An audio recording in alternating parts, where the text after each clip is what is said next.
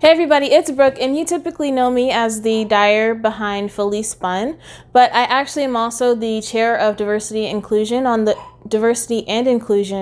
on the board of directors for LEAD. LEAD is an organization that is primarily focused on providing holistic health curricula for K through 12 health teachers. That includes teaching on mental health and provides teachers with the tools to recognize mental health crises before they happen. They also provide teaching for corporate groups as well as camps and also individual classes. Today on Self-Care Sunday, I'm here to talk to you about how I like to practice proactive self-care to help myself stay sort of in a good state of mind despite whatever may be going on. So first I want to talk about what to me are real basics but are really critical, and I know that if I'm not doing those things, then those are the first things that I do to say I need to focus on this so that I can feel better. And that is making sure that I eat, healthy things, and also that I keep my environment clean. I work and live in the same place and so it can be easy for one to spill into the other. Things get busy and they get cluttered, and also with the mental health issues that I deal with day to day, I most of the time find myself quite without energy. And so focusing on making sure that have I eaten is a question that I make sure I ask myself, to make sure I'm eating a couple times a day, and then also keeping my space clean as much as possible, and doing small things to help make that happen. As anyone who has experienced mental health issues, whether that's anxiety or depression or whatever, the more cluttered your space gets, the worse you'll actually feel. And having a clean space can help to clear your mind.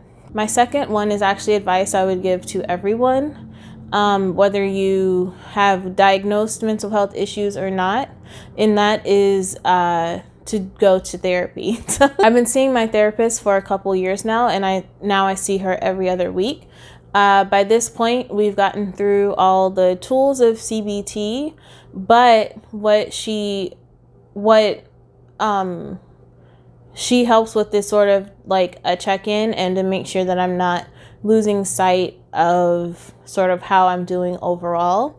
And also any sort of smaller situations, a therapist can provide an objective voice to talk through how you handled something or how you feel about something without judgment. And whether you have diagnosed mental illness or not, that is a valuable person to have in your corner as well.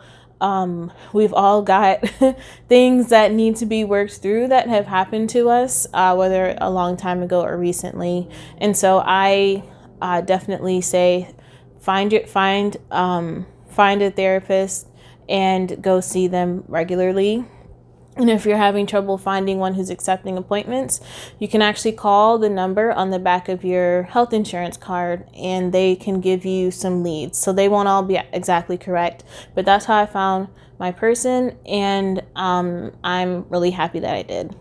And the last way that I like to self-care is through crafts. So I actually made the sweater that I'm wearing, and it's not only about making garments, but it's also the act of doing the craft itself.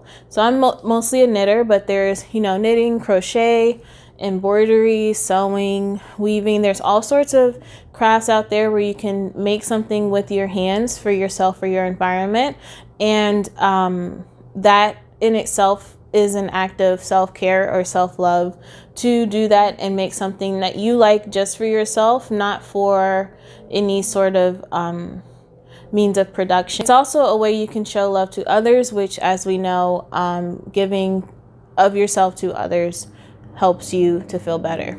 So my 3 self-care things are make sure that you eat and keep care of your environment. Go to therapy, and also to try out a craft. So I'd like to hear from some of you. What are your favorite methods of proactive self-care, and what are some tips and tricks that you might have to share with everybody? I'd love to hear that below.